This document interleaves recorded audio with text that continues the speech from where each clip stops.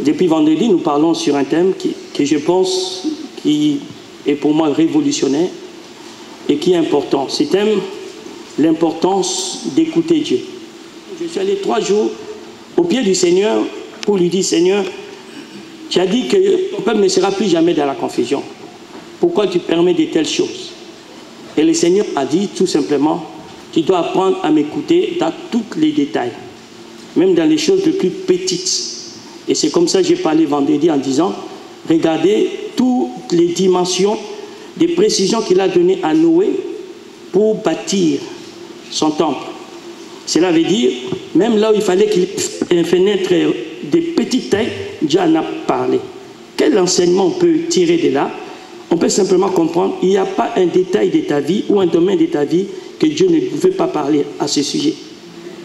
Il y a dans tous les domaines. Okay? Et nous voyons la même chose se produire aussi lorsqu'on construit l'arche de l'Alliance. Dieu donne tous les détails. Il choisit même qui sont des personnes qui doivent assister et interpréter la vision de Moïse. Il suffisait que Moïse prenne quelqu'un d'autre pour que l'arche de l'Alliance ne soit pas ce que Dieu veut. Et c'est la question que nous devons toujours aujourd'hui nous poser. Est-ce que ce que nous faisons ce que Dieu nous demande de faire ou nous faisons ce que nous, on veut faire? Parce qu'il est important que l'Église comprenne. Les conflits entre l'homme et Dieu viennent du fait que l'homme a refusé d'écouter Dieu. Dieu a créé l'homme et il a parlé à l'homme dans le jardin d'Éden. Il dit ça. Et quand l'homme ne va pas écouter Dieu, il donne une raison. Il dit, c'est la femme que tu m'as donnée. Et Dieu a dit à l'homme, comme tu as écouté la voix de ta femme, Dieu l'a chassé d'Éden. Et c'est comme ça que vous voyez que beaucoup de chrétiens vivent la souffrance parce qu'ils sont en contradiction avec ce que Dieu pense et dit à leur sujet. Heureux l'homme qui écoute la voix du Seigneur. Donc si chacun de nous écoutait Dieu, bien aimé, notre vie sera décorée et nous pourrons être des témoins efficaces dans cette génération. C'est comme ça que j'ai donné ce message, le titre, l'importance d'écouter Dieu. Nous avons parlé le vendredi comment Dieu parle. Et nous avons vu que selon Hébreux 1, versets 1 à 2, on dit Dieu parle de Dieu parle plusieurs fois à l'homme et de plusieurs manières. C'est-à-dire qu'il ne parle pas seulement, mais il parle à ta vie plusieurs fois. Il t'a parlé déjà plusieurs fois dans ta vie. D'ailleurs, il y a eu des moments où tu as dit, quelque chose m'a dit, mais à cause de là, c'était Dieu qui t'avait parlé. Mais malheureusement, tu l'as traité de quelque chose. Ok? Et la Bible dit, il ne parle pas seulement de plusieurs fois, mais il parle aussi de plusieurs manières. C'est-à-dire, il cherche des méthodes qu'il faut pour que son message nous soit transmis comme ça doit être transmis. Alors aujourd'hui, nous allons établir encore notre vérité. Que celui qui a des oreilles pour entendre ce que l'Esprit dit à l'Église. Dieu parlait, c'est autre chose. Mais percevoir, recevoir cette information et la comprendre, c'est aussi autre chose. Ma fille Sandrine, quand elle m'a appelé, elle m'a dit plusieurs fois Dieu m'a parlé. Alléluia. Alléluia. Mais est-ce qu'elle avait compris pourquoi Dieu lui parlait à ces moments-là? Parce que si elle avait transmis le message, elle pouvait nous épargner de beaucoup de choses. Parce que Dieu lui avait parlé, et clairement concernant cet événement. Mais elle a retenu le message. Ce n'est pas une bonne chose.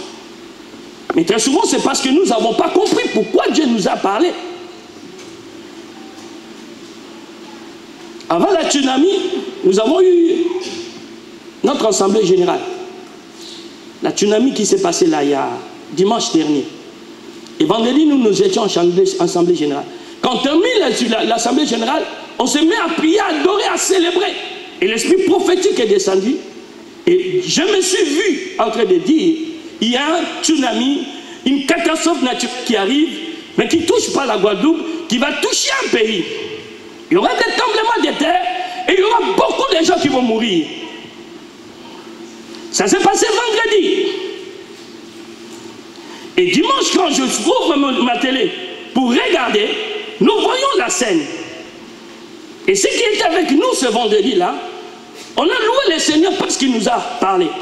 Mais la question que nous nous sommes posée, pour quelle raison Dieu nous a informés, nous a révélé quelque chose qui se passe ailleurs, qui n'a rien à voir avec la Guadeloupe.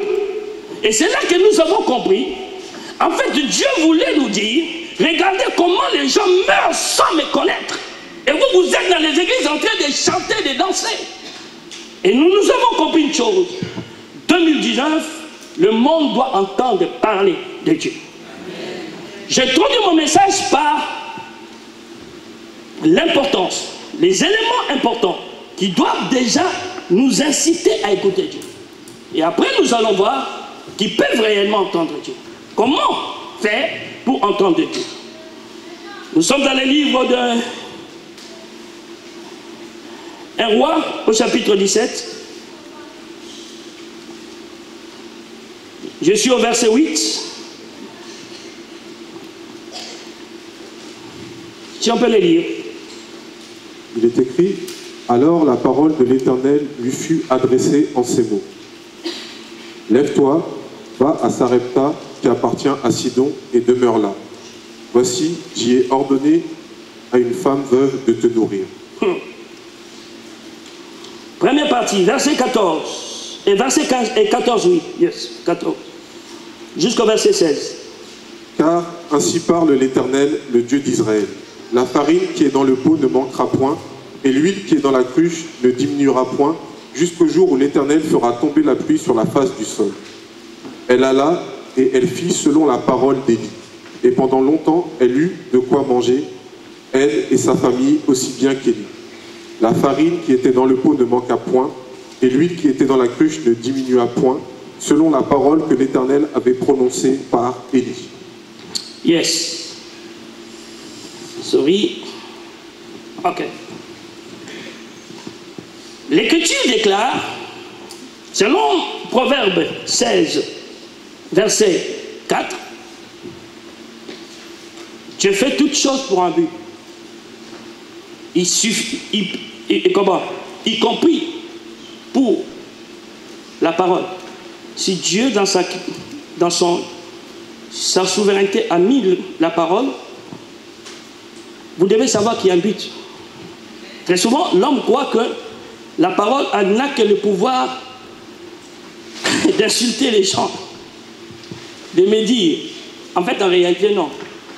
Il y a un but pour lequel Dieu a créé la parole.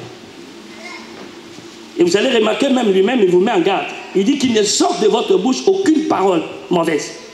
Parce qu'il sait l'importance de la parole. Il dit encore, ne multipliez pas de vaines paroles. Cela veut dire quoi? Cela veut dire que la parole, y compris la sienne, a une importance dans les domaines spirituels. C'est avec la parole que vous bénissez et c'est avec la parole que vous maudissez. C'est avec la parole que vous envoyez, vous donnez des directives. Et c'est avec la parole que vous transmettez l'information. Donc il est temps que les chrétiens comprennent la parole est un élément crucial dans la vie d'une personne. Je ne sais pas quel usage tu fais de la parole. Mais aujourd'hui, j'aimerais déjà t'amener à la parole souveraine. Parce que tu as été fait à l'image de Dieu et selon à sa ressemblance. Tel que Dieu est, tel que tu es. Dieu n'assiste pas des personnes qui désobéissent à sa parole. En d'autres termes, Dieu n'est pas avec l'homme ou la femme qui renie sa parole. Si le corbeau a nourri Élie, si la veuve de Sarepta a nourri Élie, parce qu'Élie était dans l'obéissance à ce que Dieu lui a dit. C'est Dieu qui lui a dit, va dans le torrent. C'est Dieu qui lui a dit, va à Sarepta. Je ordonnais à une veuve. Si il était parti de son propre chef, Dieu n'était pas engagé dans cette histoire. J'aimerais déjà que vous te montrez que nous comprenons ces choses. Parce que souvent vous dites Dieu d'Élie. Dieu d'Élie. Il était un homme de même nature que nous. Oui, mais sa différence c'était qu'il obéissait, il écoutait Dieu. Mais nous sommes des gens qui ne veulent plus écouter Dieu. Tellement nous sommes intelligents plus que Dieu. Imaginez-vous, parce que Dieu lui a dit, il a obéi. Dieu a disposé un corbeau pour les noyer. Si toi tu obéissais à Dieu, je ne pense pas que tu connaîtrais des souffrances dans ta vie, même pas la maladie. Il suffit simplement que tu résous, tu prends une résolution plutôt, que plus jamais tu vas désobéir à Dieu. Tu ne tomberas pas, tu ne seras pas malheureux. Il n'y aura pas de larmes, de souffrances qui tomberont dans tes yeux. Et vous allez remarquer encore, la veuve de Sarepta qui a reçu l'ordre. On ne sait pas comment il dit, j'ai ordonné. Mais quand Élie arrive à Sarepta, la veuve de Sarepta n'a pas regardé s'il n'avait de quoi donner ou pas. Combien de fois on peut même vous donner des paroles, on dit, je veux que tu apportes telle chose. Toi tu réfléchis. Après tu dis, mais rien n'est pas dans ma vie. Mais qu'est-ce que la reine de Sarepta, la veuve de Sarepta a pris? Elle a pris ce qu'il avait comme provision parce que Dieu l'a ordonné. Il a donné. Et la Bible dit la bénédiction est venue aussi dans sa maison.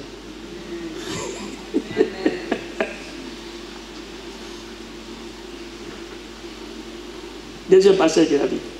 Matthieu. Matthieu. Au chapitre 17.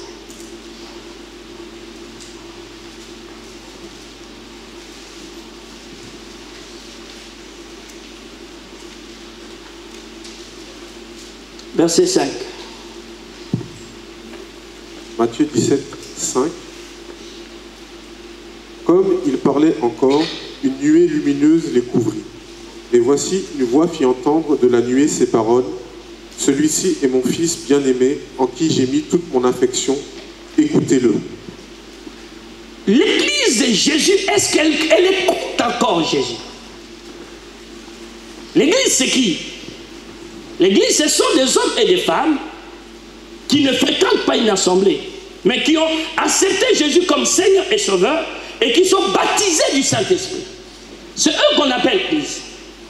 Et la Bible dit, quand Jésus il a été transfiguré, une voix se fait entendre du ciel. Il dit, celui-ci est mon fils, à qui j'ai mis toute mon affection. Écoutez-le. En d'autres termes, écouter Dieu devient un impératif. Écouter Jésus devient un impératif. Si tu n'écoutes pas, tu as péché contre Dieu. Ce n'est pas une proposition. Si vous lisez très bien, c'est un commandement qui venait d'être transmis à l'homme. Écoutez-le. Tous ceux qui sont en Christ, nous péchons lorsque nous ne l'écoutons pas. Nous péchons. Je n'aurai pas le temps de vous parler, mais certainement le dimanche prochain, comment Dieu nous parle.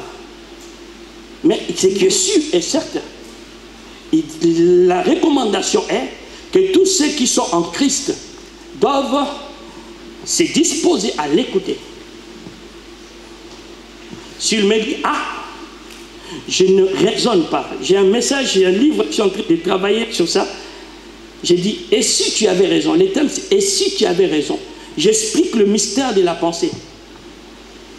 Et je montre comment nos pensées sont confrontées à des raisonnements, à des choses qui nous empêchent à transformer la pensée en action. Entre penser et agir, il y a quelque chose qui est au milieu qu'on appelle le courage. Oser le faire. Tu peux pas avoir de bonnes idées, mais tu n'as pas le courage de les mettre en action. Je dis, c'est ce qui te manque. Or, la Bible dit, quand tu sais faire quelque chose de bien, tu ne le fais pas, tu commets un péché. Cela veut dire quoi? Lorsque tu n'obéis pas à ce qui est dans tes pensées, parce que c'est Dieu qui te l'a inspiré, et tu ne le fais pas, tu as péché. C'est comme ça, vous voyez, la plupart d'entre vous, vous avez l'impression que, malgré que vous êtes chrétien, les choses ne vont pas comme il faut. Parce qu'en fait, en réalité, ça vient du fait que vous n'obéissez pas à ce que Dieu vous dit. Et il ne vous parlera pas dans votre oreille. Dieu parlera tes pensées. Nous avons la pensée de Christ pour l'enseigner, dit l'apôtre Paul dans 1 Corinthiens 2, verset 16. Nous avons la pensée de Christ pour l'enseigner. Mais ça, c'est autre chose.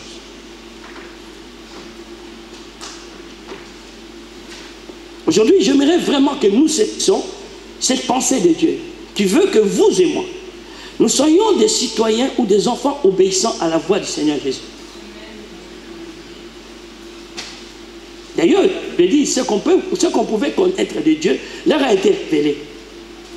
Mais ils ont retenu la vérité captive et la colère de Dieu sur eux. C'est pourquoi je dis, c'est un commandement.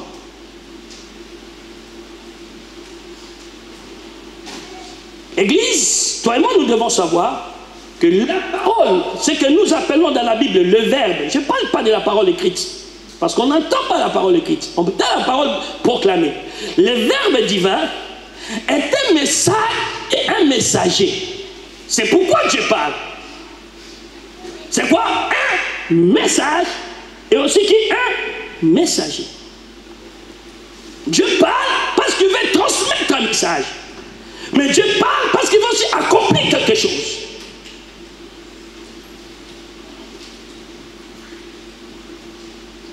C'est pourquoi quiconque porte l'évangile, on l'appelle ambassadeur. Dieu parle parce qu'il veut te transmettre une information.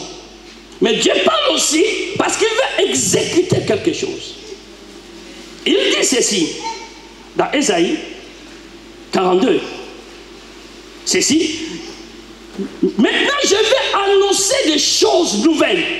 En fait, que lorsqu'elles s'accompliront, que vous sachiez, c'est moi l'Éternel qui a fait ces choses.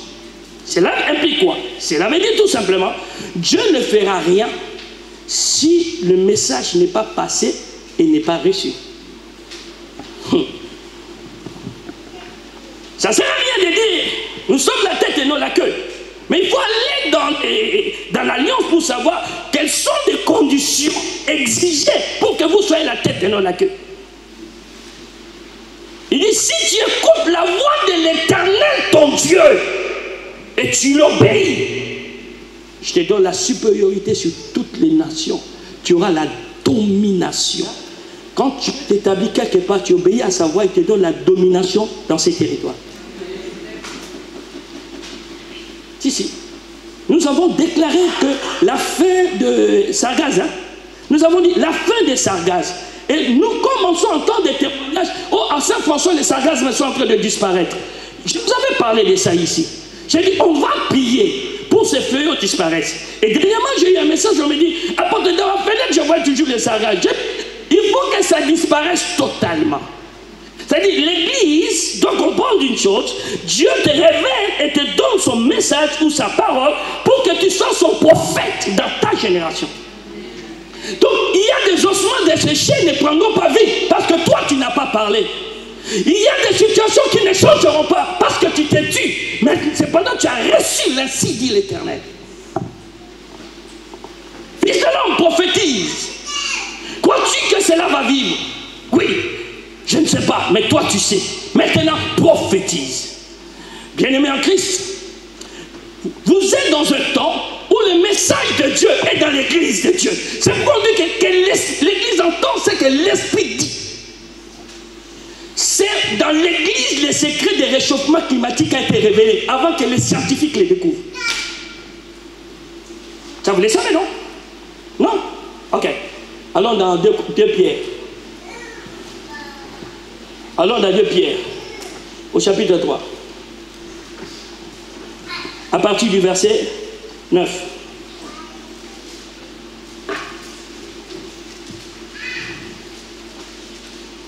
De Pierre 3, 9. Le Seigneur ne tarde pas dans l'accomplissement de la promesse, comme quelques-uns le croient, mais il use de patience envers vous, ne voulant pas qu'aucun périsse, mais voulant que tous arrivent à la repentance. Continue. Le jour du Seigneur viendra comme un voleur. En ce jour, les cieux passeront avec fracas, les éléments embrasés se dissoudront, et la terre, avec les œuvres qu'elle renferme, sera consumée. Continue. Puisque tout cela est en voie de dissolution, combien votre conduite et votre piété doivent être saintes. Franck, tu comprends que les enjeux du monde sont dans ta bouche. C'est-à-dire ce que Dieu veut faire dans ta génération, dans ton environnement. Il a mis ça en toi. Paul a dit, nous avons la parole de la foi en nous. Nous devons arrêter de jouer avec les choses de Dieu. Nous avons la parole de la foi en nous. C'est que nous décidons, c'est que nous lions sur la terre, sera lié dans le ciel. C'est que nous délions, sera délié dans le ciel. Nous sommes sur terre comme les porte-paroles de Dieu. C'est comme ça que Dieu a révélé à l'église Apocalypse. Les éléments embrassés, c'est 10 soudrons. Par quoi? Il dit, le monde d'avant a été consumé par l'eau. Le monde d'après sera consumé par quoi? Par le feu. Et n'est-ce pas, vous attendez parler de réchauffement climatique? Moi, c'est ce message qui m'a converti. Ce que vous venez de lire là. C'est pourquoi je ne l'oublie jamais. 2 Pierre 3, jamais. C'est ça qui m'a converti. Je n'étais pas venu pour être converti, j'étais venu pour m'amuser à l'église. J'attends ça. Je dis, bon, toutes ces choses-là seront consumées. Mais c'est des décennies après. Oh, on a porté même la France plainte. Au lieu de porter l'église, c'est à l'église qu'on devait porter plainte. Parce qu'il ne véhicule pas le message. Il retient injustement le message que Dieu lui a donné. Si vous lisez le livre d'Apocalypse, au chapitre 1, du premier verset jusqu'au verset 3, vous allez comprendre ce que la Bible dit. La révélation que Jésus a envoyée à son église par la voix d'un ange pour lui dire les choses qui doivent arriver. Heureux celui qui lira et qui mettra cela en pratique. C'est ça le message. Dieu nous parle pour que nous véhiculons cette information à notre génération. C'est quoi je dis, c'est un message et c'est aussi un messager. Tu peux pas prier pour la conversion de ton quartier. Tant que tu n'annonces pas l'évangile, personne ne se convertira. Tu peux pas prier pour ta guérison, mais tant que tu ne proclameras pas ta guérison, il n'y a pas de guérison. La Bible n'a jamais dit. Tu prieras pour les malades, et les malades seront guéris. Avez-vous déjà lu ça? Bertrand, tu as déjà lu ça? C'est écrit, tu imposeras les mains aux malades. Vous voyez que vous avez un problème de recevoir même les messages. Pas tu guériras, tu prieras pour les malades. Tu imposeras les mains aux malades et les malades seront guéris. Et même lorsque Jacques dit, il y a des fervents du juste, mais regardez ce qu'il dit, si quelqu'un parmi vous est malade, qu'il puisse aller voir les anciens, et les anciens prieront pour lui en le oignant d'huile. Il y a une action au nom du Seigneur Jésus. Et aujourd'hui, ce pouvoir que l'Église a donné à Dieu, l'Église a encore de le rendre à Dieu. Seigneur, guéris les malades. Seigneur, sauve-nous. Seigneur, s'il te plaît, regarde, ma famille, ils sont païens. Non, il ne fera pas. C'est à toi d'annoncer ce qu'il a mis en toi. Tu ne connaîtras pas le bonheur tant que tu ne le prophétiseras pas sur ce bonheur. Tu ne connaîtras pas le succès tant que tu n'appelles pas le succès en toi. J'en parlerai la nuit des oracles le vendredi prochain. Et vous appellerez à l'existence des choses que vous voulez que ça existe. Y a-t-il quelqu'un pour dire amen avec moi? Y a-t-il quelqu'un pour dire amen avec moi? Il est important que l'Église comprenne que la parole de Dieu, c'est ce qui révèle ou qui distingue Dieu avec le diable. Selon Jean 8, verset 44 à 45. Si toi tu connais la parole de Dieu, tu ne peux pas distinguer qui est Dieu. Jésus dit, si vous étiez de Dieu, vous aurez compris ce que j'ai dit. Mais est-ce que vous avez pour père le diable qui se tient dans le mensonge?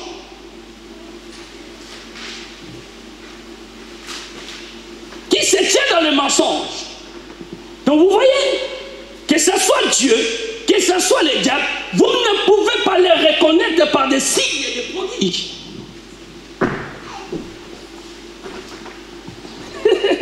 Le diable fait aussi des miracles. Mais le diable ne se tient pas dans la vérité. Je suis en Guadeloupe. Nous vivons dans un contexte où les gens croyaient au mal, croyaient à la sorcellerie. Et ça marchait pour eux. Avez-vous pas vu dans vos petits écrans, les magiciens s'élevaient, bougeaient de manière surnaturelle?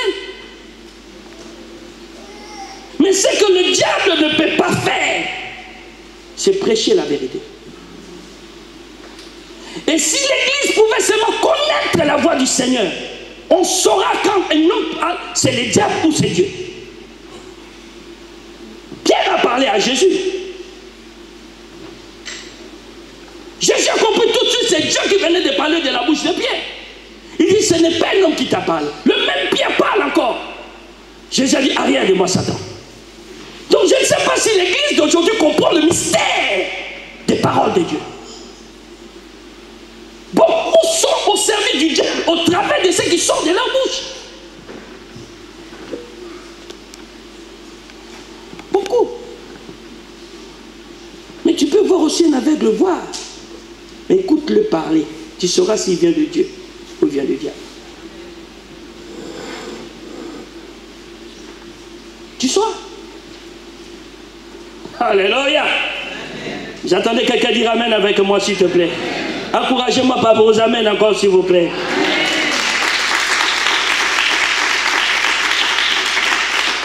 C'est la raison pour laquelle il est temps que l'Église puisse écouter la parole de Dieu.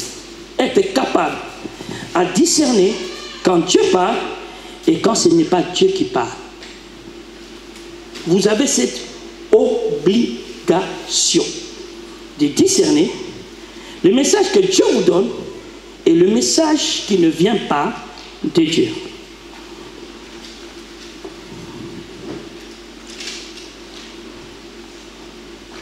J'ai lu dans toutes les Écritures, j'ai trouvé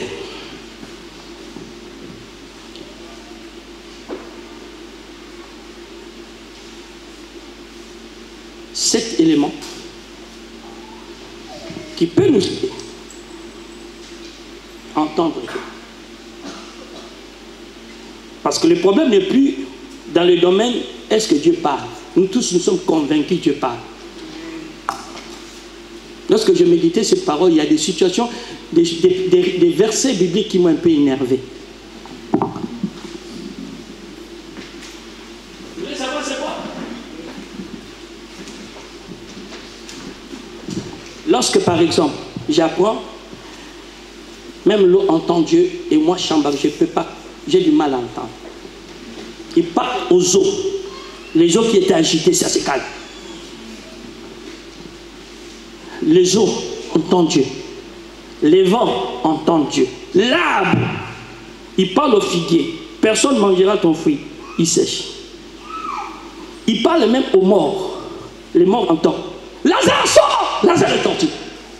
La question que nous devons nous poser, quand il nous parle, on entend. Qu'est-ce qui fait qu'on n'entend pas? Moi, ça m'a choqué. Si toi, tu n'as pas choqué, tu es à l'aise dans ta situation. Alléluia. Mais moi, ça m'a choqué. J'ai dit, oh, Victor, tu as eu 2 ans successifs où tu as invité des gens. À la dernière minute, ils ont refusé de venir. Mais quand je parle à toutes ces entités-là, ils écoutent rapidement. J'ai dit non, c'est qu'il faut que je puisse comprendre où se trouvent les problèmes.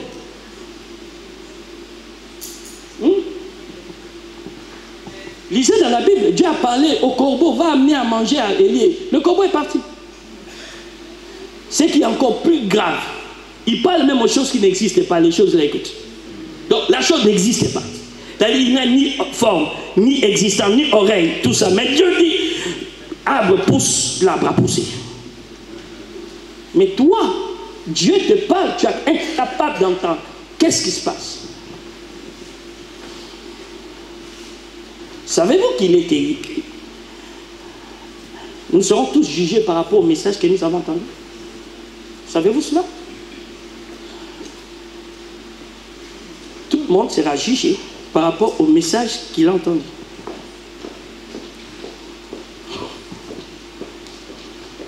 Alors je me suis dit, c'est qu'il y a un problème.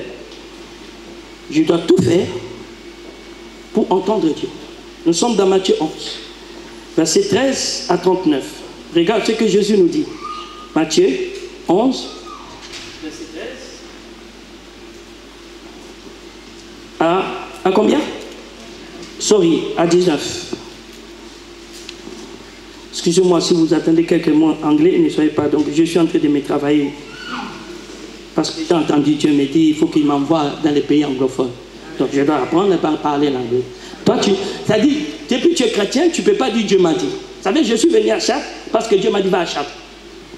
Je pouvais aller au Kosovo. Je pouvais aller à l'époque à la région parisienne. Tout le monde disait à l'époque, Chartres c'est la ville des sorciers. Quand j'étais à Éperdon, je ne me suis pas déménagé parce qu'il y avait un problème. Dieu m'a dit, quitte, va habiter à Chartres. Je répète, Dieu m'a dit, arrête le travail. Pasteur Fernand, tu étais non? À l'époque, tu étais là, non? Est-ce que j'avais des garanties de vivre avec le travail? Non. Il dit, arrête le travail, j'obéis et je vis. Je vis. Je me rappelle comment les gens se moquaient, ils disent, oh, on verra ce qu'il vit. Mais il me dit, pas en Guadeloupe. Les gens se lèvent, ils disent, on va les tuer. Mais aujourd'hui, nous sommes en train de régner en Guadeloupe, n'est-ce pas, mes amis? Nous sommes en train de régner. On a plus de 23 cellules de maisons et des cellules de maisons de 30 à 40 personnes en embouteillage. Mais toutes ces choses ne se font pas parce que mon nom c'est Chamba Victor. Parce que j'ai obéi, j'ai entendu et j'ai exécuté. Rendez votre vie facile. Dis à celui qui est à côté, rends ta vie facile. Dis-lui bien, rends ta vie facile. On y va. Verset 13. Depuis le temps 13, car tous les prophètes et la loi ont prophétisé jusqu'à Jean. Et si vous voulez le comprendre, c'est lui qui est l'Élie qui devait venir. Que celui qui a des oreilles pour entendre, entende. À qui comparerai-je cette génération? Elle ressemble à des enfants assis sur des places publiques et qui, s'adressant à d'autres enfants, disent « Nous, vous avons joué de la flûte et vous n'avez pas dansé. Nous avons chanté des complaintes et vous ne vous êtes pas lamentés. Car Jean est venu, ne mangeant ni ne buvant, et ils disent « Il a un démon. » Le Fils de l'homme est venu mangeant et buvant, et ils disent « C'est un mangeur et un buveur, un ami des publicains et des gens de mauvaise vie. » Mais la sagesse a été justifiée par ses œuvres. Waouh! En fait, lorsque je méditais ces passages, Bertrand, j'ai compris une chose. Nous avons l'impression que le diable nous parle plus que Dieu. Et très souvent, nous avons l'impression que les hommes parlent plus que Dieu. Moi, j'aimerais vous dire c'est faux. Dieu parle plusieurs fois à l'homme. C'est l'homme qui ne l'écoute pas. Dieu te parle plus que les hommes. Ok. Tu peux rencontrer une personne sur ton chemin. Il va prendre avec toi 1 heure, 2 heures pour te parler, n'est-ce pas? Alléluia. Dans le livre de Job 33, versets 14 et 15, on nous dit, Dieu nous parle dans la nuit. La nuit, là, quand Dieu te parle, tu l'accordes combien de temps? Il a tout son temps. Alléluia. Je ne sais pas si il t'est déjà arrivé de comptabiliser tous les rêves et les songes que tu as déjà fait dans ta vie. Et sans compter tous les événements qui se passent autour de toi. Et sans compter les prédications que tu as déjà entendues dans ta vie. Et tu vas trouver simplement que Dieu a plusieurs fois, et de plusieurs manières. Un jour, il te parle avec Victor, demain, il te parle avec Kinder, après demain, il te parle avec, comment elle s'appelle, la dame là, Chaco. Mais il y a un problème, toi, tu n'évolues pas. Alors il dit, mais ma sagesse est déjà manifestée. Tu disais que c'est pas Victor, il envoie, c'est pas Kinder, il envoie, comment il s'appelle, comment? Alidor. Il ne sait pas Alidor, mais tu veux que Dieu te parle comment? Sans compter tes propres rêves, tu ne sais même pas les interpréter. Tu fatigues Dieu. Vous devez y voir rien. Tu fatigues Dieu. J'ai une personne qui lui dit, Dieu te dit telle chose. La personne me répond et me dit, merci, j'aime quand Dieu me parle. Moi, j'ai dit, moi, j'aime quand l'homme obéit à ce que Dieu me dit. C'est bon tout le monde dit, Dieu me parle. Mais qu'est-ce que vous devenez, qu'est-ce que vous faites avec ce que Dieu vous dit? Qu'est-ce que vous devenez? Alléluia. Il faut que nous prions, que Dieu nous donne des entendements spirituels. Apocalypse 3, verset 6. Que celui qui a des oreilles, il parle à l'église et dit, si tu as des oreilles, entends ce que l'Esprit dit. Cela veut dire quoi? Il y a quelque chose, il y a un entendement que toi et moi, nous n'avons pas trop cultivé. C'est cet entendement, l'Oa. C'est cet entendement, les morts qui sont morts ont. Ils entendent plus avec des oreilles naturelles, mais ils entendent avec des oreilles spirituelles. Et toi, tu entends avec les oreilles charnelles. Aujourd'hui, tu es à l'église, j'ai des chairs de poule. Mais les poules ont ça. Ça va changer dans leur vie. Ils vont se faire bouffer bientôt le 31. Mais je crois pas que les chairs de poule, quelque chose va changer. Reste avec des chairs de poule. Mais nous allons entendre Dieu sans chair de poule. Comment c'est des chairs de poule aujourd'hui? Dieu était là. Tu as vu la puissance qui était là. Oh! Reste avec des chairs de poule. Avant que tu aies, les poules les avaient déjà. Il est temps, c'est bien aimé, que nous cherchions la capacité d'entendre Dieu. Que nous développons cette capacité. C'est très important.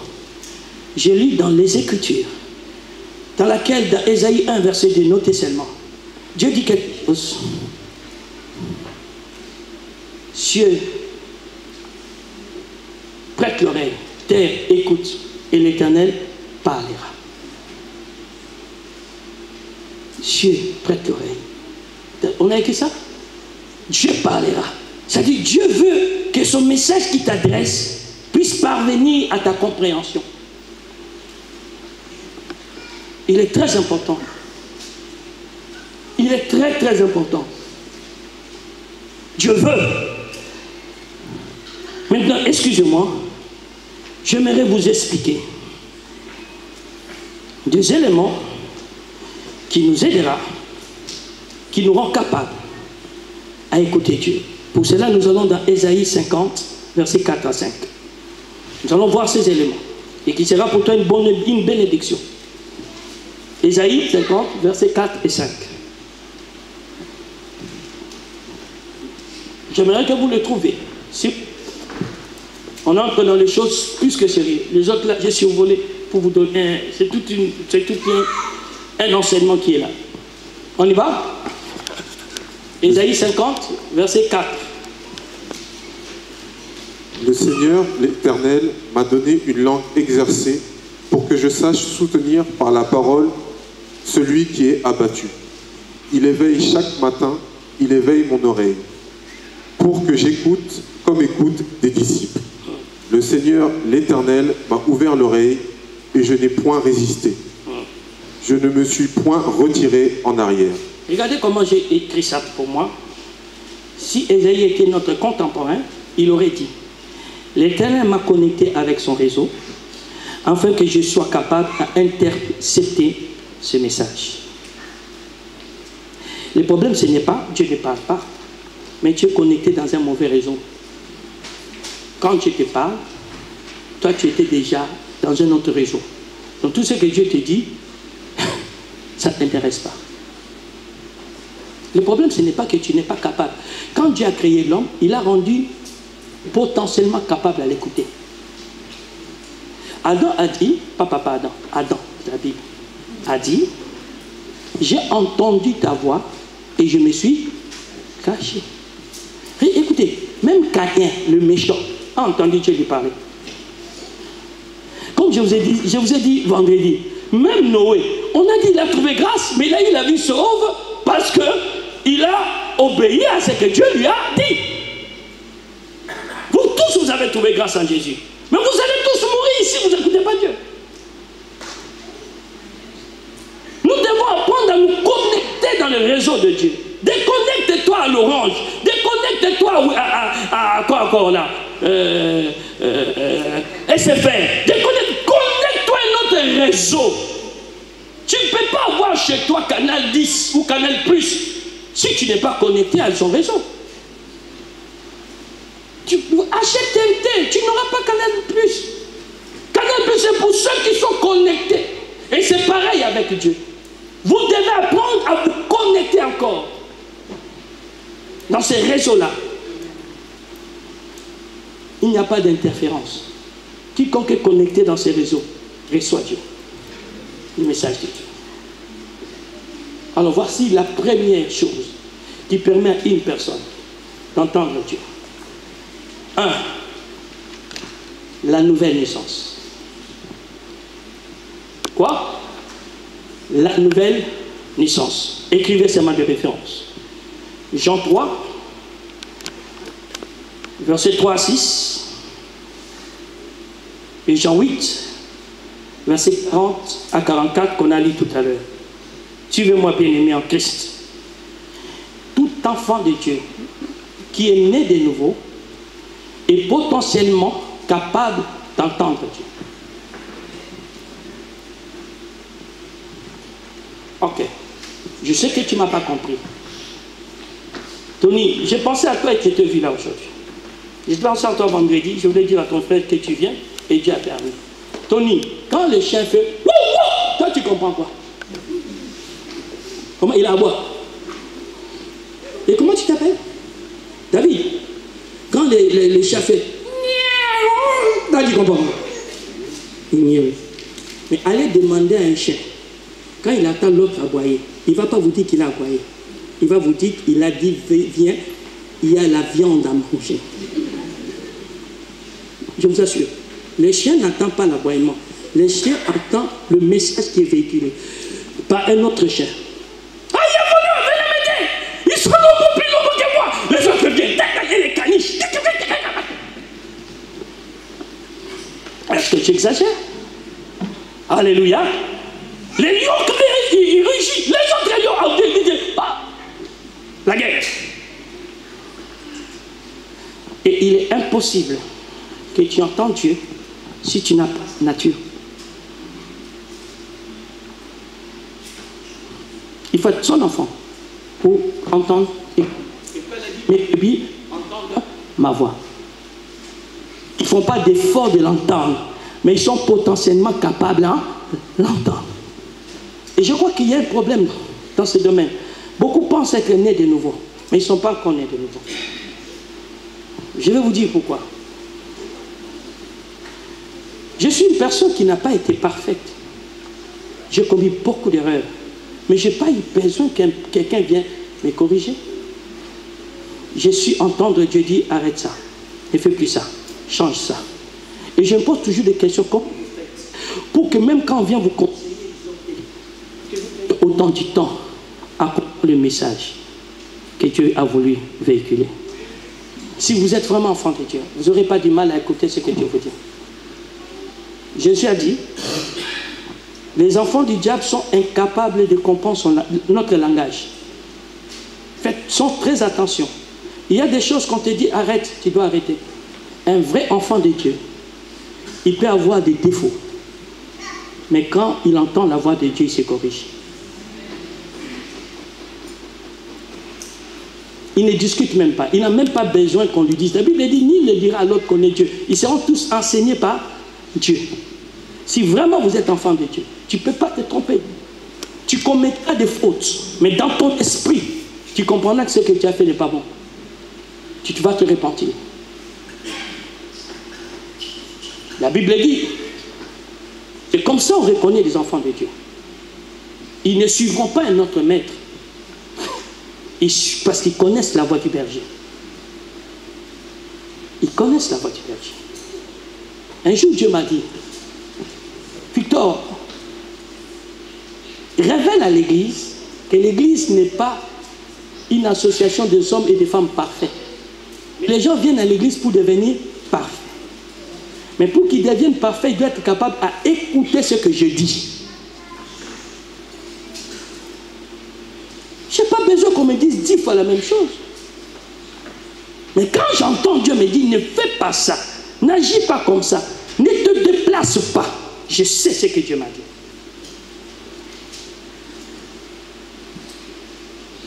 Tout enfant de Dieu a la nature de Dieu.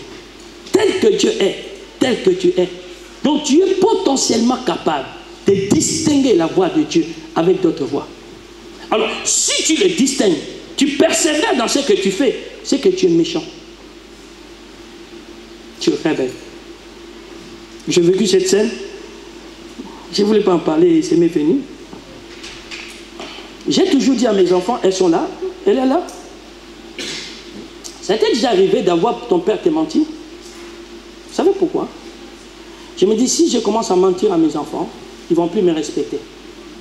Donc cela veut dire, même quand j'ai commis une erreur, je préfère m'excuser ou dire, mais taire, parce que ce n'est pas leur niveau, mais ils n'ont trouvé des excuses.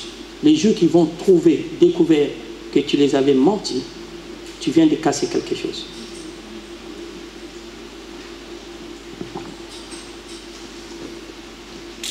Apprenez, quand Dieu te parle, il parle de plusieurs manières, être sensible à ce que Dieu dit, si tu es vraiment un enfant de Dieu. J'ai dit à tous mes collaborateurs de la Guadeloupe et des plus proches, et je vous dis aussi à vous, toute personne qui marche dans le mensonge, il n'est pas digne d'être à mes côtés. On peut fréquenter la même église, on ne peut pas se fréquenter. Parce que tout celui qui marche dans les mensonges, il est du diable. Ce n'est pas moi qui l'ai dit, c'est la Bible. Et fasse ça pour que nous soyons frères et sœurs.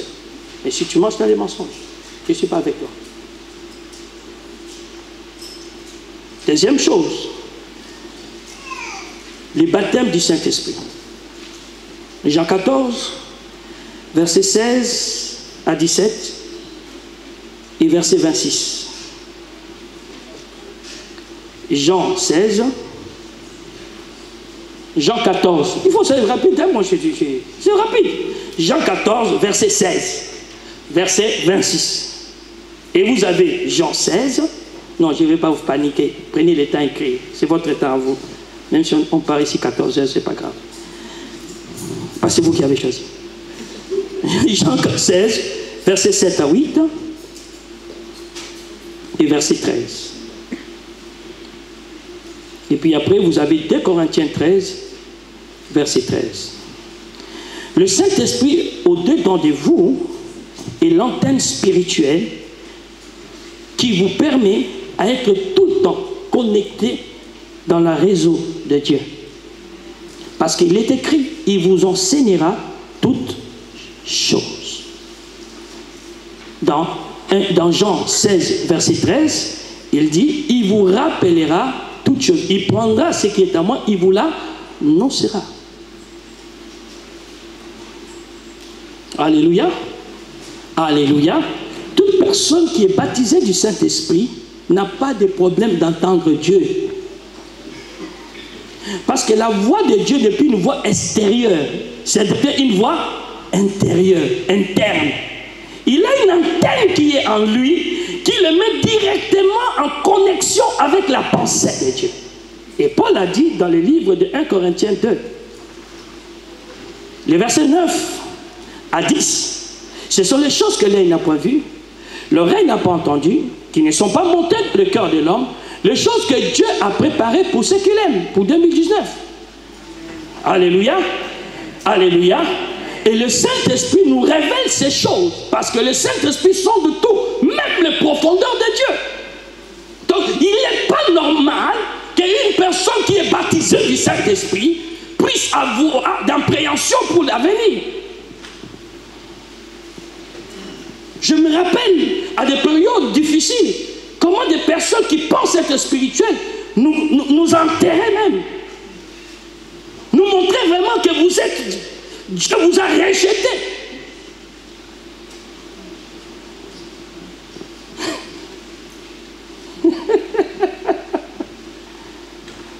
Mais s'ils avaient le Saint-Esprit, ils auraient compris, avec Dieu vous passez dans les déserts. Vous pouvez passer la vallée de l'ombre de la mort. Ils auront compris. Combien étaient confusés, ils nous créaient comme si on était de Dieu lui-même. Mais quand ils ont vu qu'on passe des moments difficiles, est-ce que Dieu est encore avec cet homme-là? Avez-vous déjà vu Dieu laisser quelqu'un? Il ne se répand pas de son appel. C'est toi qui ne connaît pas Dieu. Le Saint-Esprit te révèle l'avenir de tes enfants. Le Saint-Esprit, ma fille, elle a été guérie de problèmes de cœur. Elle est là. Mais je lui ai dit avant, je dis, tu n'es pas malade. Tu n'es pas malade. Engage ta foi, tout va aller bien.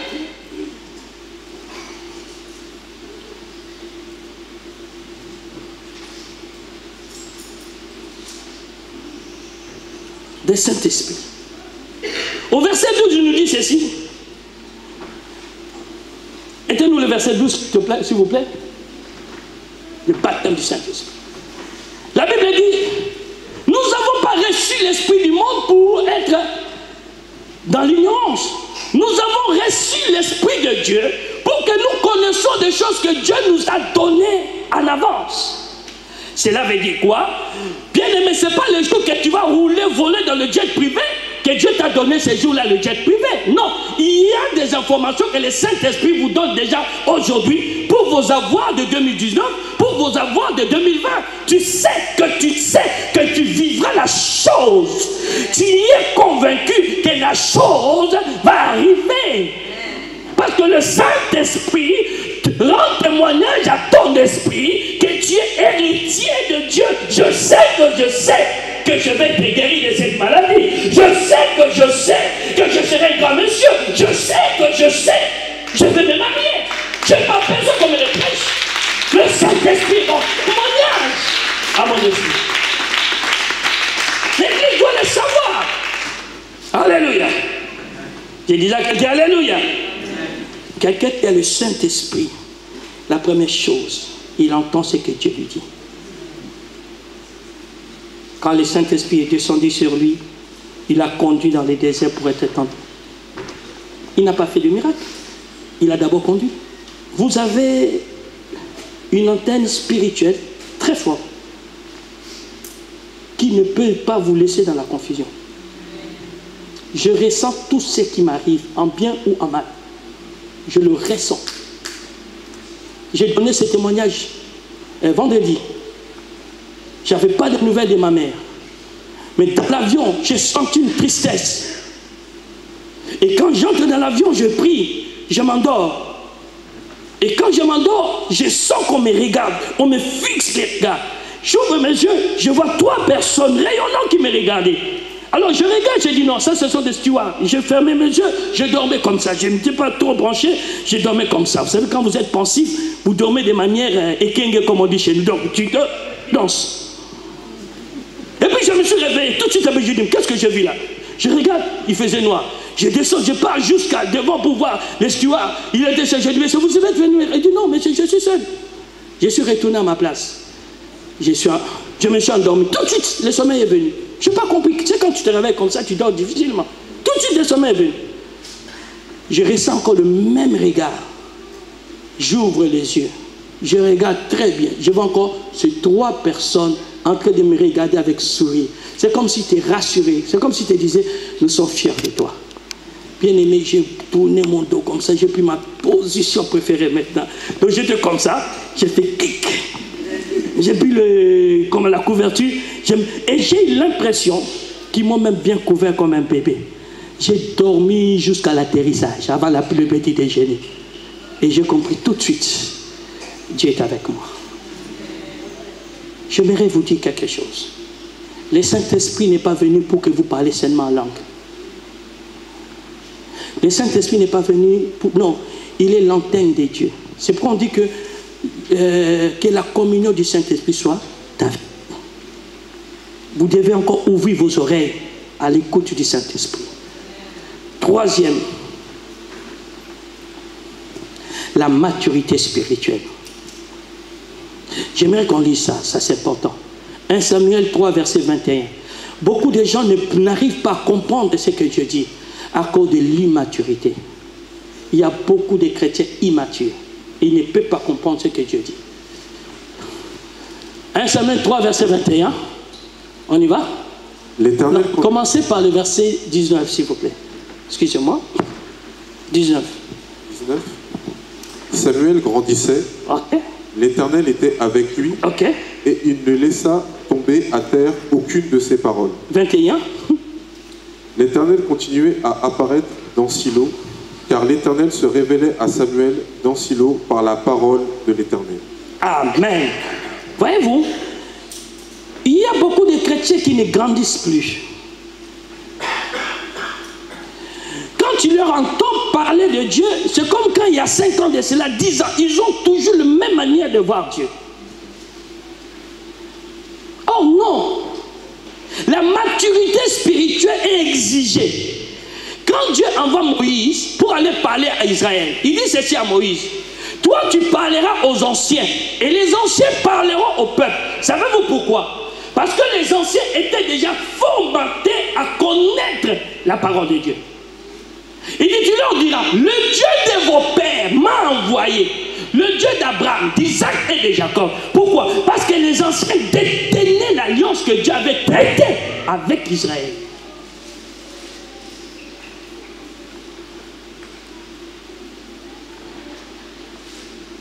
C'est quoi être mature?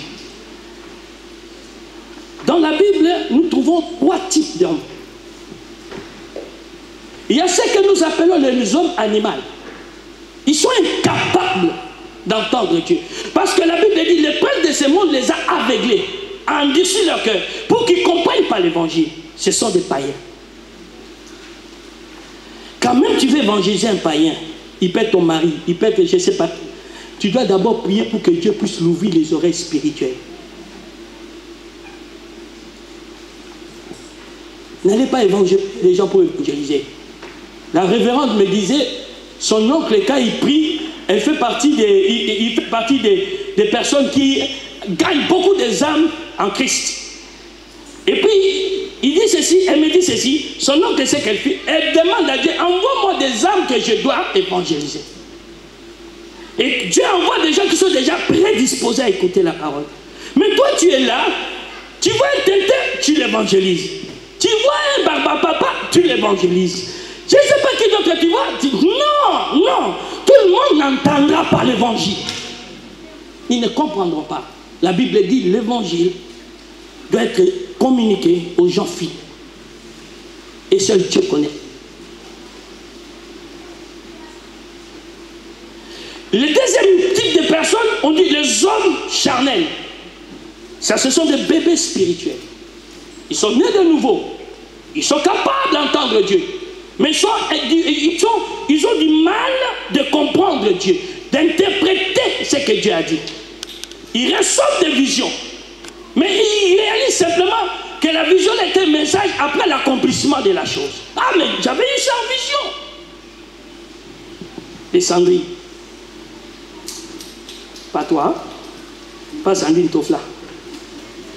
Sandrine de la Bible, s'il y en a. Donc, eux, ils n'arrivent pas à comprendre ce que Dieu dit. Ils savent qu'ils reçoivent un message, ils font une vision. Ils reçoivent, même on leur dit, bon, Dieu a dit telle chose pour toi. Il sait que oui, ça c'est Dieu qui a dit. Mais il ne comprend pas pourquoi Dieu l'a dit. Parce qu'il est charnel.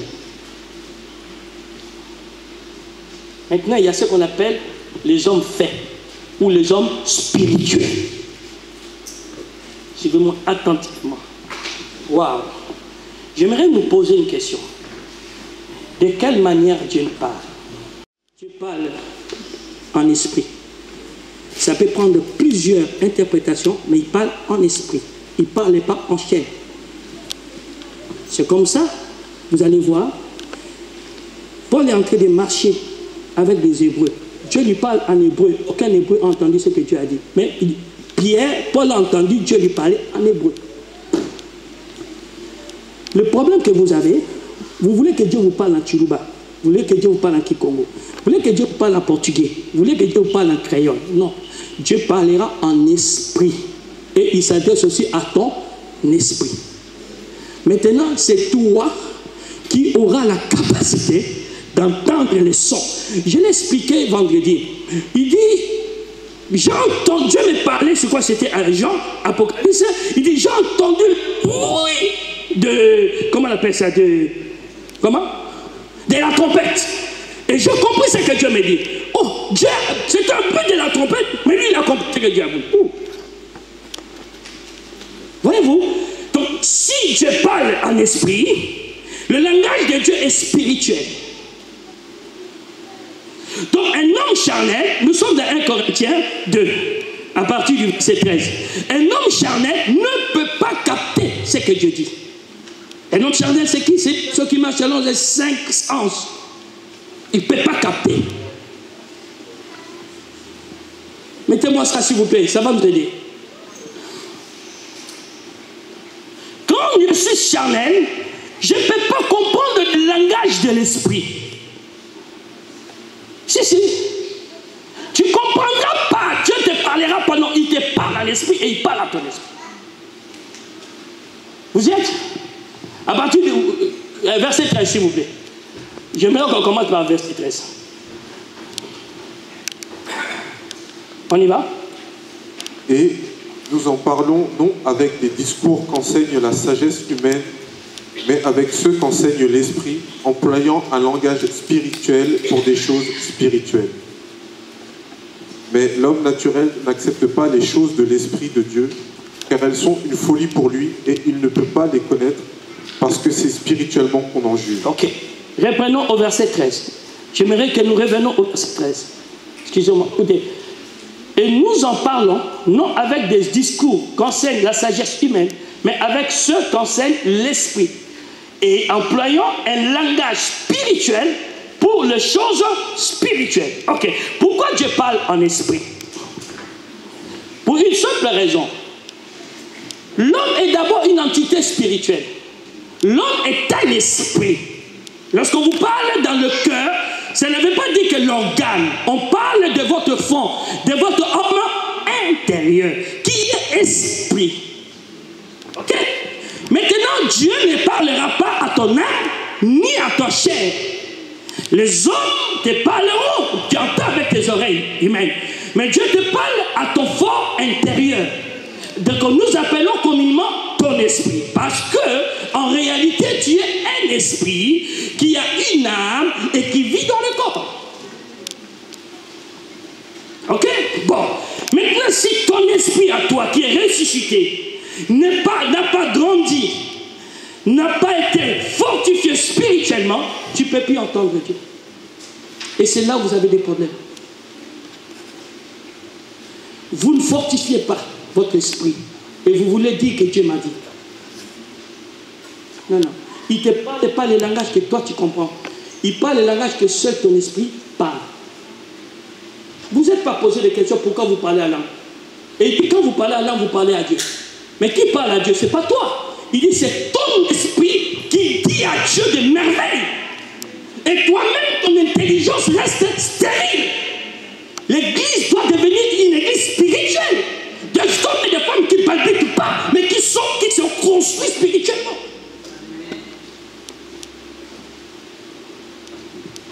Qui sont actifs spirituellement. La Bible dit celui qui parle en langue, c'est difficile lui-même. C'est-à-dire qu'il construit son esprit. C'est comme ça nous jeûnons, nous prions, pour que notre homme spirituel soit de plus en plus fort. Et c'est là où la plupart d'entre nous se retrouvent, par manque de maturité spirituelle. Aujourd'hui, il te dit, Dieu m'a dit. Demain, donc Dieu parle selon ses émotions, selon son état. Mais moi, j'ai vu Dieu me parler en contradiction avec mon émotion. C'est-à-dire, il vient vraiment me parler contre moi. Moi, je veux ça, lui, il veut ça.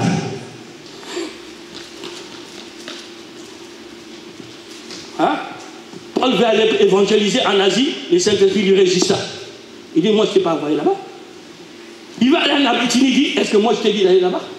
Mais il est écrit. J'ai dit, est-ce que moi, j'ai dit, il est écrit ou je t'ai dit, je ne t'ai pas dit d'aller là-bas? Et la nuit, il fait un rêve. Il comprend qu'on l'appelle à Macédoine. Il dit, il a compris que Dieu lui a demandé d'aller à Macédoine. Mais quand vous voyez des chrétiens, que Dieu parle selon leur humeur et leur état d'âme, méfiez-vous d'eux. Méfiez-vous d'eux. Méfiez-vous d'eux. Vous devez construire votre spiritualité. Alors, un homme spirituel. Aidez-moi. Qui est un homme spirituel? Je dis donc, marchez selon l'esprit et vous n'accomplirez pas les désirs de la chair. Ok. Première chose, un homme spirituel est celui qui marche selon l'esprit. Et maintenant, c'est à toi de savoir qu'est-ce que cela veut dire. Beaucoup de gens disent, ils confondent certains termes. Marcher dans l'esprit, vivre dans l'esprit, c'est laisser conduire dans l'esprit. Ils croient que c'est la même chose, c'est pas la même chose. Il dit, celui qui marche en esprit. Celui qui marche, marchez dans l'esprit et vous n'accomplirez pas les désirs de la chair. Ok. Dites avec moi, ok. Dites avec moi, ok. Viens mon frère, bien-aimé, pasteur, viens. Personne ne va nier cette évidence. Ta chair t'incite des fois à faire des choses qui sont contre la parole. Vrai ou faux? Oui. Maintenant, c'est là où marcher selon l'esprit et non la chair. Quand la chair le pousse, fais ça, fais ça. Maintenant, l'esprit commence à lui dire, il est écrit, tu ne dois pas faire ça. Qui le vit souvent dans sa vie? Qui le vit? Et tant que vous obéissez par ça, vous ne marchez pas dans l'esprit. Tant que vous obéissez par cette voix-là qui te dit, fais ça, ne fais pas. Donc il va des fois à l'encontre de ce que ta chair te demande. Tu as envie de dormir, l'esprit te dit, tu ne dors pas, tu veilles aujourd'hui. Tu as envie de manger, l'esprit dit, tu ne manges pas, tu dois jeûner aujourd'hui. Moi, ça m'arrive tout le temps. Ça m'arrive tout le temps. Ce n'est pas seulement dans les bêtises, mais l'esprit est en train de prendre ta vie, fais ça. Ne sois pas aujourd'hui. Ne dis pas ça. Tu te poses des questions, tu dis, mais c'est quoi ça? Quelqu'un peut dire amen avec moi. Amen. Et je suis convaincu, tout ce qui a le Saint-Esprit en lui, il vit cet événement. Il vit ce phénomène-là. Ce n'est pas l'histoire de rencontrer chacun. Non, non. De commencer déjà à être réconcilié avec Dieu en obéissant à l'esprit et non à ta chair. C'est la seule manière que vous avez avec la chair. Qui a reçu quelque chose là? Continuons. Le verset qui suit. 17. Car la chair a des désirs contraires à ceux de l'esprit, et l'esprit en a de contraires à ceux de la chair. Ils sont opposés entre eux, afin que vous ne fassiez point ce que vous voudriez. Voyez-vous, vous là, c'est qui? C'est votre esprit. Vous là, c'est votre esprit. La chair vous dit, faites ça, dites ça. L'esprit de Dieu te dit, non, ne dis pas ça. Donc toi maintenant, tu dois chercher qui est ton allié. C'est ça, marcher selon l'esprit. Verset 18. Si vous êtes conduits par l'esprit, vous n'êtes point sous la loi.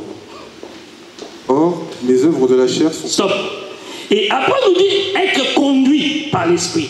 Parce que je marche à l'esprit, alors ça devient ma ligne de conduite. Ça devient ma manière de faire. Ce n'est plus par hasard. Parce qu'au début, tu vas commencer un moment à collaborer avec l'esprit, un autre moment à céder à la chair. Mais parce que tu vas persévérer comme un enfant, il titube, un jour tu ne peux pas marcher tranquillement, faire des choses selon l'esprit. Vrai ou faux?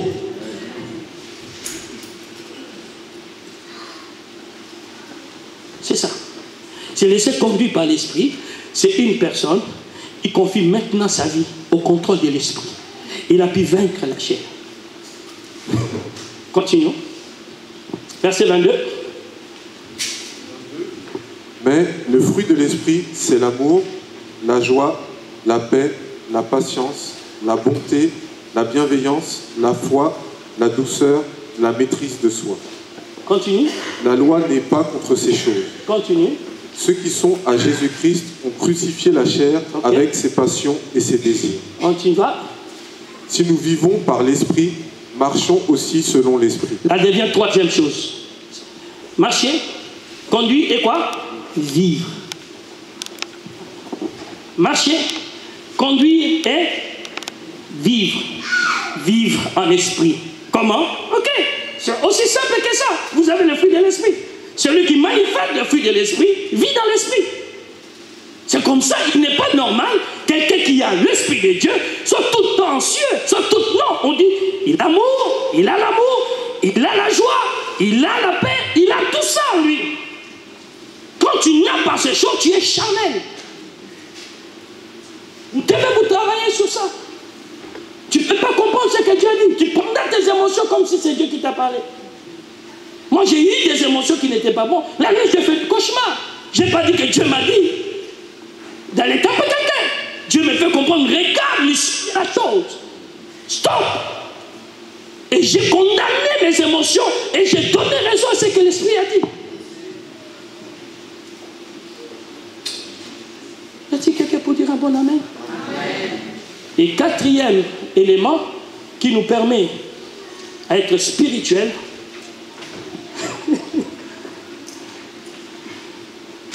c'est avaler le rouleau, ou en d'autres termes, être attaché à la parole de Dieu.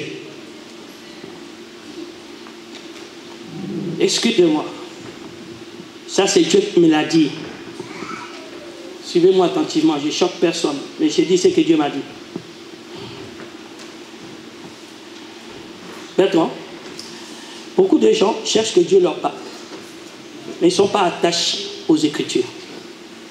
Et Dieu ne peut pas parler couramment à une personne qui n'est pas attachée aux Écritures. Ok. Dieu ne te dira pas, ne vole pas, parce que cela est écrit déjà dans les Écritures. Dieu ne te dira pas, ne mens pas, c'est déjà écrit dans les Écritures. Dieu ne te dira pas, ne commets pas d'adultère, c'est écrit. C'est écrit. Moi, je ne sais pas pourquoi l'Église d'aujourd'hui cherche des révélations, mais il ne cherche pas à s'asseoir à la parole de Dieu.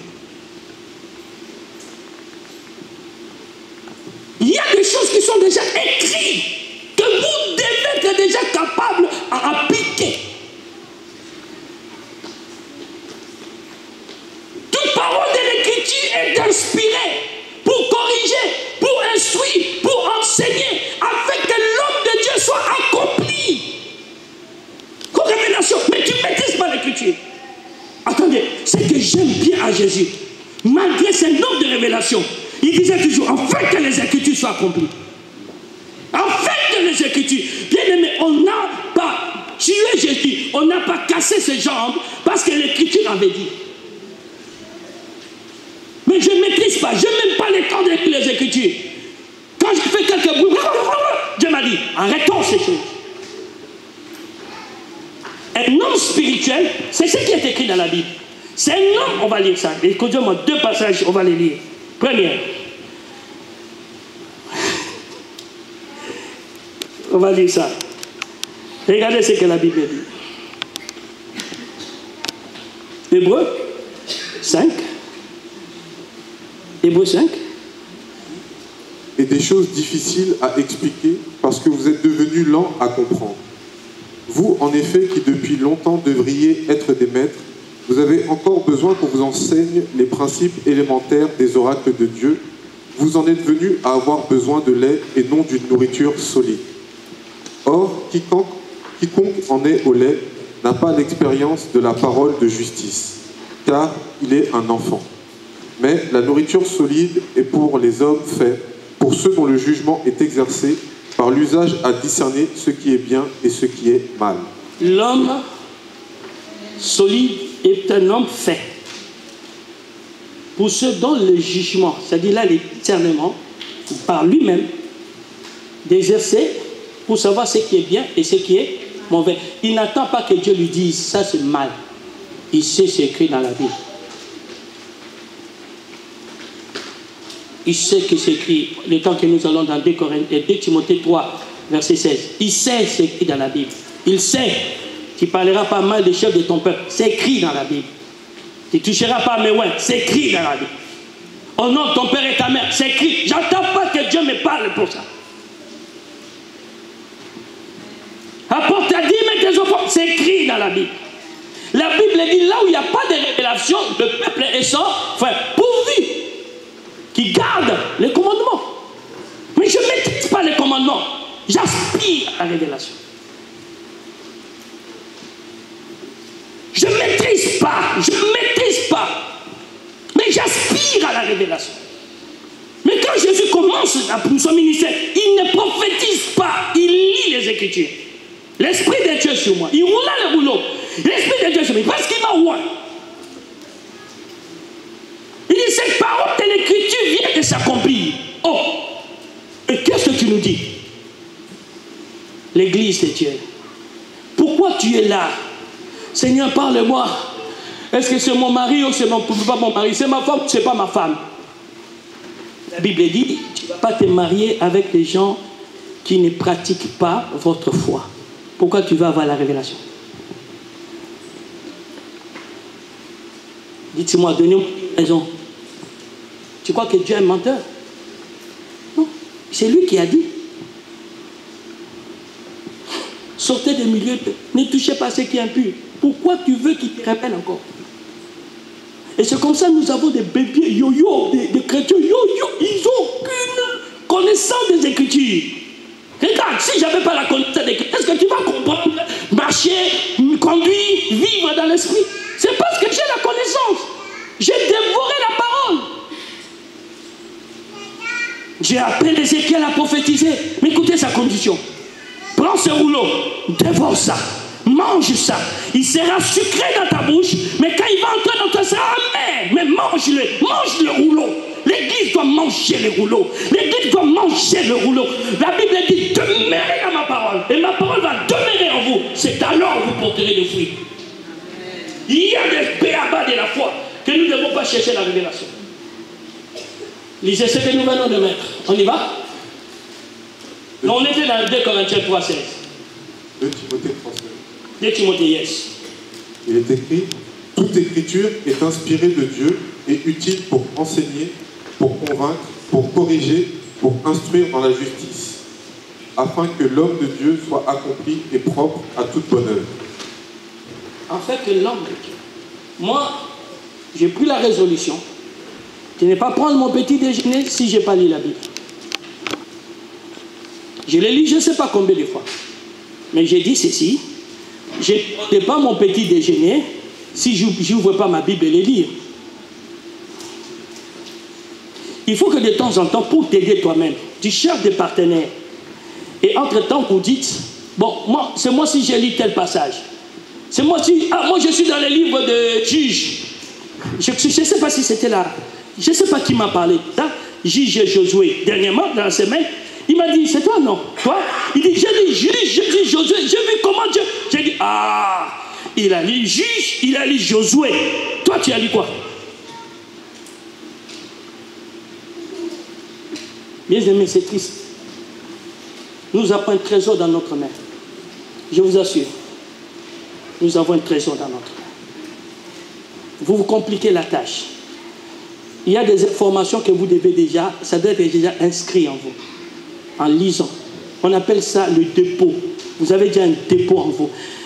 J'écrivais ce message. Tu as reçu le message, c'est arrivé à quelle heure? C'est arrivé à quelle heure dans la boîte mail? Combien? 7h45. Non, deuxième message. 10h20. 10h, pendant que je suis là, que tu es imprimé. J'écrivais le message, je suis en train de conduire. Donc je n'ai pas la Bible avec moi. Je ne peux pas lire. J'ai donné tous ces versets que je viens de lire. J'ai donné tous ces versets. J'ai dit, tape-moi, le temps d'arriver, je serai en retard. Là où tu es, tape et tu m'envoies ce message. Pendant que je suis en train de rouler avec le brouillard, voilà, va à Hébreu, tel passage. J'ai ni concordance, ni à fêter la Bible. Je donne des versets exacts. Et la preuve, c'est lui qui vient de m'apporter le message devant vous. Mais toi, tu ne peux pas. Si je te dis, Dieu a aimé le monde, il a donné son Fils unique, avec quiconque croit lui ne périsse point, mais qu'il ait la vie éternelle. Ça se trouve dans quel passage? Tu commences à dire, Saint-Esprit, parle-moi. S'il te plaît, Saint-Esprit. Je me suis fait avoir là aujourd'hui. S'il te plaît. Quand je vais te dire, Hébreu 11, verset 2, ça dit quoi? Ça dit quoi? Hébreu 11, verset 2, ça dit quoi? Yes. Les autres commencent à prier au Dieu. Tu me poses la question. Dieu, je ne suis pas venu à l'église pour ça, s'il te plaît. Aie pitié de moi, pauvre pécheur. Mais arrêtez d'être pauvre pécheur. Appliquez-vous. La Bible dit que ces livres de la loi ne s'éloignent point de ta bouche. Médite-les nuit et jour. Agis fidèlement selon ce qui est dit ou ce qui est écrit. Agis fidèlement selon ce qui est écrit. C'est alors que tu auras du succès dans toutes tes entreprises. C'est alors que tu réussiras. Ayons un peu le minimum de la connaissance. Il faut Faute de connaissance, mon peuple périt. Faute de connaissance, mon peuple périt. J'aimerais vous dire quelque chose pour finir. Et permettez-moi de prendre un air sérieux. Nous jouons beaucoup avec les choses de Dieu. Nous jouons beaucoup avec les choses de Dieu. Nous avons simplement, nous sommes en train de bafouer le christianisme. On le réduit vraiment à quelque chose de comédie. Les gens s'amusent à aller quelque part. Ils transpirent, ils chantent, ils dansent. Et puis c'est ça le christianisme. J'aime beaucoup la foi de la révérende. Parce que ça dit quand elle te dit je pars à tel endroit, elle se sent commissionnée par Dieu. Écoutez s'il vous plaît, si ton christianisme c'était pour trouver tes solutions dans des petits problèmes, va voir des quimboiseurs. Ils peuvent aussi t'aider. Des sorciers. Mais cherche un christianisme où tu vas connaître Dieu. Et tu vas refléter sa vie. Ça ne sert à rien de perdre votre vie en venant à l'église. Votre temps plutôt. Je ne sais pas qui je disais, et je dis ça tout. Si c'est en venant à l'église, pour que demain tu puisses être avec Michael Jackson en enfer, avec Mobutu en enfer, c'est que tu n'es pas intelligent. Parce qu'eux, ils n'ont pas perdu leur temps à venir écouter le sermon.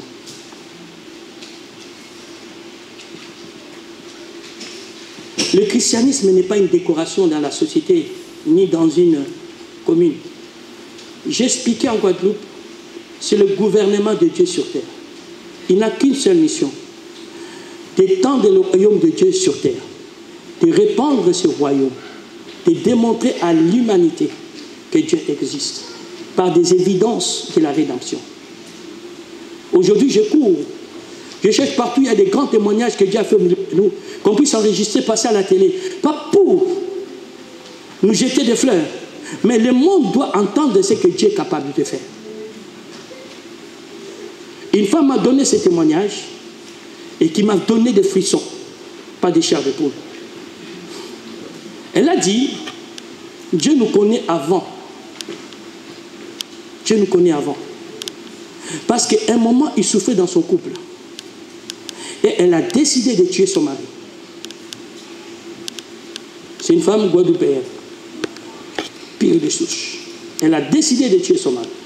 Mais à chaque fois, elle attendait son mari avec le couteau. Le monsieur venait toujours en retard. Quand elle est fatiguée, elle entre. Alors elle est obligée de déposer le couteau, aller dormir. Et un beau jour, elle était tellement en colère. Elle a pris sa voiture. Elle est partie se donner la mort avec son couteau. Et puis elle arrive devant un cathédrale, parce qu'il était encore païenne. Elle descend, elle se met à genoux, elle se met à pleurer. Elle dit, Seigneur, pourquoi tu me laisses? Il a entendu une voix lui parler. Lui dit ceci. Est-ce que tu t'aimes? Si tu ne t'aimes pas, moi je t'aime. Ça sera dommage de terminer ta vie comme ça. Si tu pouvais simplement savoir, je suis près de ceux qui souffrent. Elle a dit, elle s'est effondrée, elle s'est mise à pleurer. Mais à pleurer de tout son cœur. Et comme ça, elle t'a guéri de cette souffrance. Elle a pris le couteau, elle a pris sa voiture, elle est rentrée à la maison. C'est une mère d'un enfant. Je lui ai dit, je suis prêt à faire des émissions avec toi, que tu animes les émissions qui vont toucher la souffrance de la femme dans le couple ou dans la famille. Et rassurez ces femmes, Dieu est proche de vous. Et priez pour ces femmes. Parce que tout ce que Dieu nous permet de vivre dans la vie, c'est pour sauver un grand nombre. Tant que tu n'as pas compris ça, tu vas passer à côté de ta vocation. S'il vous plaît, Église, Dieu veut vous parler. Tout ce qu'il va vous dire, prenez ça au sérieux. Nous prierons ce week-end prochain pour que vous soyez tous capables à écouter Dieu, à comprendre ce qu'il dit. La nuit des oracles, nous allons parler sur l'importance de la prophétie. L'Église doit être une Église prophétique. La révélation, ce qu'on appelle Apocalypse, c'est la prophétie de Dieu. Si l'Église n'a plus de prophétie, l'Église va s'éteindre. l'onction va disparaître. Il faut avoir des fois des nuits prophétiques à l'église. N'attendez pas Chamba. Vous avez reçu tout. Et je crois. Parce que si moi j'ai le don de Dieu, de vrai, et j'ai prié qu'il manifeste un don, ça ne peut pas être faux. Sinon ce que j'ai, c'est faux. Mais vous devez l'exprimer. L'église ne peut pas être bâtie sans les prophéties. On dit la prophétie est pour l'édification de l'église, du corps de Christ. C'est pourquoi vous devez aspirer à voir ça. Dieu veut même que toute l'église soit remplie de prophètes et de prophétesses. Par contre, que ça ne soit pas un amusement. Dieu m'a dit, au travers de moi qui a parlé, vous n'avez pas vu que ça s'est accompli. Tout ça n'est pas Dieu. Un don veut dire simplement un cadeau qui t'a été fait gratuitement. Tu ne mérites pas ça. Dieu m'a dit de dire à l'église, ce qui tue cette église, c'est l'orgueil spirituel. Il y a trop d'orgueil spirituel. Il manque d'humilité. L'humilité, c'est faire petit devant la grâce de l'autre. Vous croyez l'orgueil, c'est quoi? C'est être prétentieux. Non. Si je ne reconnais pas ce que Dieu a mis à l'autre, je suis orgueilleux. Parce que qu'est-ce qu'il fait faire? Je ne le reconnais pas. Je vais l'en vouloir. Je vais le combattre. Je ne pourrai jamais aller le consulter pour m'aider dans une situation quelconque. Or, la Bible dit prier les uns pour les autres. Quand tu souffres, tu dois être capable d'aller voir les anciens pour qu'ils prient pour toi. Renoncez à l'orgueil spirituel. Renonçons à cet orgueil. Sans Dieu, nous sommes rien. Le roi Salomon a dit, malgré sa sagesse et sa royauté, tout est vanité, poursuite. Comment? Poursuite des fonds. S'il vous plaît. Peut-être que vous voyez la vie parce que vous mangez, vous êtes en bonne santé. Mais nous avons des fois aujourd'hui dans les hôpitaux. Nous voyons comment les gens terminent leur vie. Nous voyons comment dans la vieillesse, les gens souffrent. Et des fois tu es là, tu veux prier pour lui. Le Seigneur te dit, ne prie pas. Il est en train de subir quelque chose qu'il a sémé dans sa jeunesse. C'est pourquoi il est à ce niveau. C'est moi qui le permets. Fais-le seulement accepter le Seigneur pour aller au ciel. Mais sur terre, il a sémé des mauvaises choses. La vie n'est pas une caricature. Vous n'en avez pas deux, il n'y en a qu'une seule. Il n'y a pas une vie de rechange. Dès que tu la perds, tu la perds. Je vous assure, il n'y a pas une vie de rechange. Que quelqu'un peut dire, bon, j'ai raté cette vie, Seigneur, donne-moi une autre. Non. Mais j'aimerais souligner quelque chose. Il n'y a pas de vie sans entendre Dieu. Pour que vous ayez la vie, vous survivez, mais vous ne vivez pas. Et j'ai suivi hier à la télé, un homme a dit, c'est un commando, il dit, survivre, c'est mourir. Ce sont des commandos là, qu'on a fait une émission hier. Survivre, c'est mourir. Donc nous devons vivre. J'ai dit, waouh, même les gens du monde fassent la différence entre survivre et mourir. Ils étaient dans leur entraînement, donc ils doivent fonctionner comme ça pour être capables de surmonter toutes les difficultés. Ils doivent se dire, je dois vivre et non survivre. Et comment? Ils anticipent des problèmes. Mais nous sommes en train, nous n'anticipons pas, mais on résout les problèmes que nous avons aujourd'hui.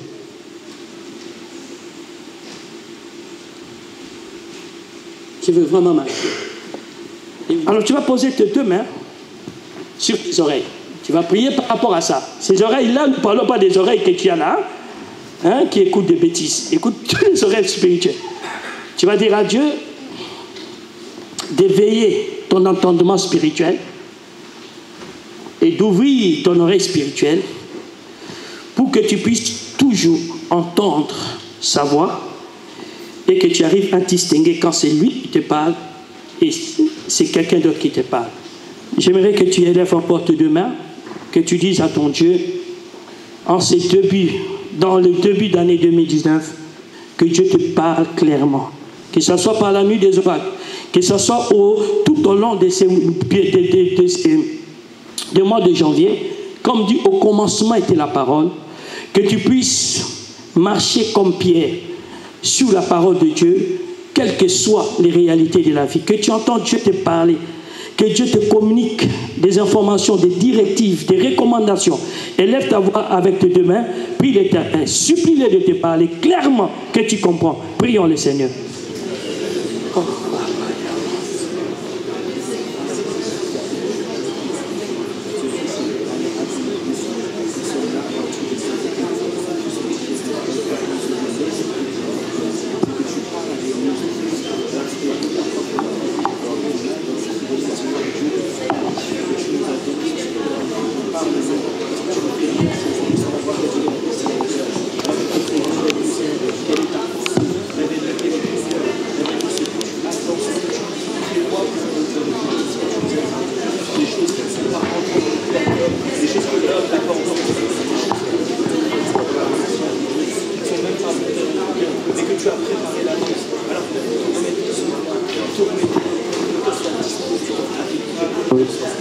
Alléluia.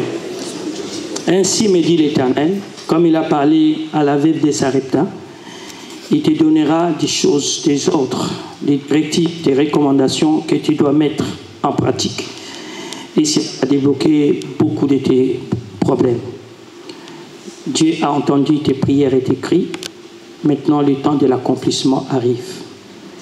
Je m'adresse à des personnes qui ont reçu un message de Dieu depuis des années et qui ne le voyaient pas arriver. Dieu me dit, le temps de l'accomplissement de beaucoup de messages et qui sera des témoignages puissants, c'est à partir de 2019. Les promesses qui sont en attente, les ainsi dit l'Éternel qui sont en attente, dit l'Écriture, elles s'accompliront au temps fixé. Et 2019, c'est une année fixée. Arbre de vie, tu entres dans une année que tu as fixée pour ton émergence, pour ton développement et ta croissance. Arbre de vie, tu entres dans une époque de ta vie où l'Éternel te dira des choses pour ce pays, pour cette nation. Ne cherche pas de prophéties que pour des personnes. Cherche des prophéties ou des informations pour les enjeux de l'humanité. Il y a des personnes parmi nous que Dieu veut vous parler au-delà des chakras. Il veut vous parler des choses qui vont arriver, bien-aimés, dans des continents, dans des pays lointains, parce que vous êtes ce messager. N'hésitez pas à relâcher ces prophéties. N'hésitez pas. Il y a des personnes qui vont, pendant qu'ils prient, tu es en train de prier chez toi à la maison, tu parles à Dieu, et à un moment, ce n'est plus toi qui parles, c'est Dieu qui parle dans ta bouche. Tes oreilles entendront ça de manière claire, parce que tu dis, j'aimerais que Dieu me parle de manière audible. Il va prendre ta voix et il va te parler. Il va prendre ta voix. Je me dis de te dire quelque chose. La clé de connaître quand il te parle, c'est la connaissance que tu as de lui. Tu ne peux pas reconnaître la voix de l'Éternel si tu ne connais pas les dieux. Tu peux pas connaître la voix d'une personne si tu ne le connais pas. Alors tu vas prier l'Éternel pour qu'il se révèle pour toi. En ce début de l'année, que tu aies vraiment la révélation de Dieu. Que tu n'aies pas de doute sur ce que Dieu est pour toi. Que Dieu va se montrer en toi. Et il va vraiment devenir ton Dieu. J'ai dit, Dieu deviendra ton Dieu. Le temps où Dieu s'est révélé à Isaac et à Jacob en disant, je suis le Dieu de vos pères. Maintenant, je te parle, je deviens ton Dieu. C'est allé arriver pour plusieurs personnes. Au nom qui est au-dessus de tout le nom de Jésus-Christ. Soyez bénis.